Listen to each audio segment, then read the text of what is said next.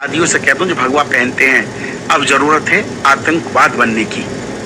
आतंकी बन जाओ, इनकी भाषा इन्हीं की जवान से दो, गोलियों से दे, बंदूक से दो, तो आतंकवादी बनिए। और मैं आज अस्सलामु अलैकुम वरहमतुल्लाहि वबरकातुह। मेरे दोस्तों, आप देख रहे हैं ऑनलाइन न्यूज़ मुजफ्फर ब्लॉग। मेरे दोस्तों, अभी रामनवमी चल रहा था, नवरात्रि चल रहा था। कल आखिरी दिन था उन लोगों का, रामनवमी जो बोलते हैं, उन हिंदुओं का त्यौहार है। उनका जब भी कोई भी त्यौहार आता है तो उन लोग एक जुलूस निकालते हैं आखिरी में। वो जुलूस निकालने का मकसद सिर्फ ये होता है कि मुस्लिम जगहों पर, यानी मुस्लिम जगह बोले, मस्जिद बोले, दरगाह बोले, ईदगाह बोले, उसको निशाना बनाते हैं। वो लोग मस्जिद के आगे जाकर नफरत अंगेज बयान देते हैं, जिसकी वजह से दंगा होता है। फिर पुलिस के सामने पत्थरबाजी होती है और पुलिस देखती रहती है। लेकिन ऐसा होता है, मस्जिदों पर पत्थरबाजी करते हैं, जिसके वजह से सब्र टूट जाता है, दंगाई दोनों तरफ से हो जाती है और उसके खिलाफ सिर्फ मुसलमानों को गिरफ्तार किया जाता है, उनके घरों को तोड़ा जाता है।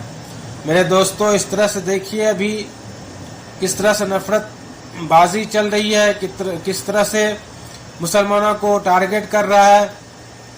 आपको मैं दिखाता हूँ एक वीडियो, हैदराबाद से है। राजा विधायक है जो बीजेपी का, ये कुत्ता, इनको संविधान का कुछ खौफ नहीं है, कानून का कुछ खौफ नहीं है। संविधान की धज्जियां उड़ा रहा है।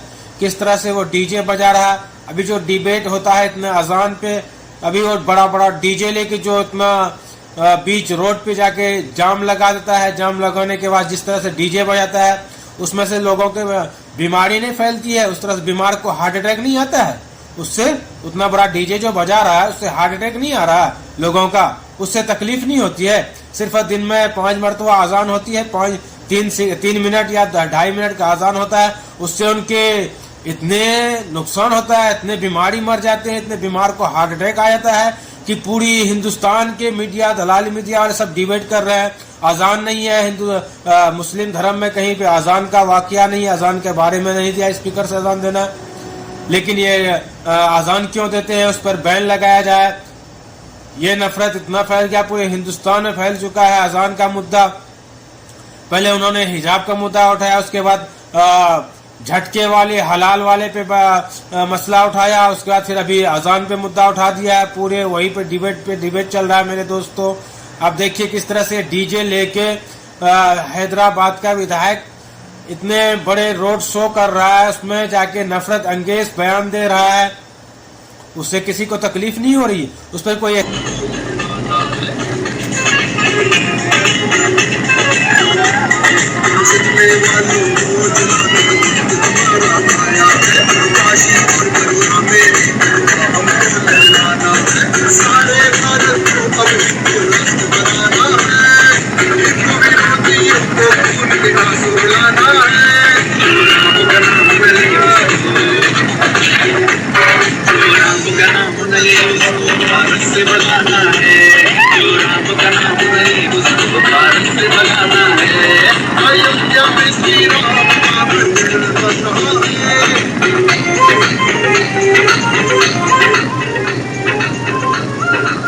एक्शन नहीं लेगा, उस पर कोई डिबेट नहीं होगा, दलाल मीडिया वाले उस पर डिबेट नहीं करेंगे।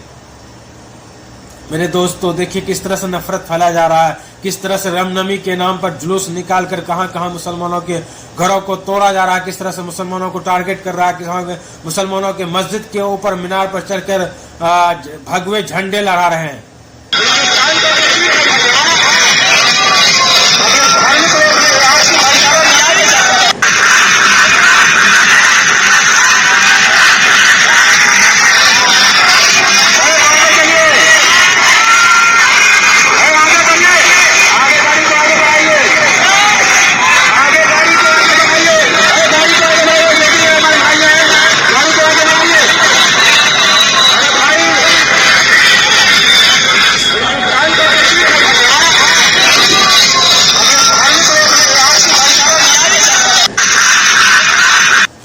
एक वीडियो में आपको दिखाता हूँ, ये एक पाखंडी है, पंडित नहीं है, वो खुलेआम हिंदुओं को आतंकवादी बनने के लिए करा। भाई हिंदू आतंकवाद तो बन ही गए हो, तुम लोग बन ही गए हो, भगवा आतंकवादी का ग्रुप तो तुम लोगों ने बना ही लिया है। ये सरकार मूर्ख बनी हुई है, सरकार कोई कानून नहीं पास कर रहा है, सरकार सिर्फ मुसलमानों के खिलाफ कानून ला रहा है।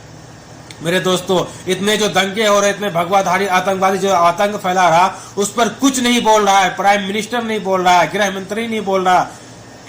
आप समझ सकते हैं मुसलमानों को कहां ढकेलना चाहता है। मुसलमानों को यहां तक बैन, एक मैं आपको फोटो दिखा रहा हूं, मंदिर के बाहर एक फल बेच रहा है, तरबूज बेच रहा है बेचारा, उसके तरबूज को हिंदू आतंकवादी, भगवा आतंकवादियों ने किस तरह से उनके ठेले को पलटा के उसके तरबूज को नुकसान कर दिया, सारे तरबूज को तोड़ फोड़ दिया। मेरे दोस्तों, किस तरह से नफरत फैलाया जा रहा है हिंदुस्तान में।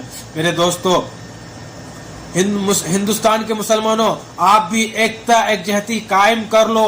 जिस तरह से नफरत अंगेज उनके पंडित पाखंडी लोग बयान दे रहे हैं किस तरह से, उसी तरह आपको भी इकट्ठा होके रहना है, एक जहती होके रहना है, एक जहती से आपको लड़ना पड़ेगा। हिंदुस्तान के संविधान के दायरे में रहकर आपको लड़ना पड़ेगा।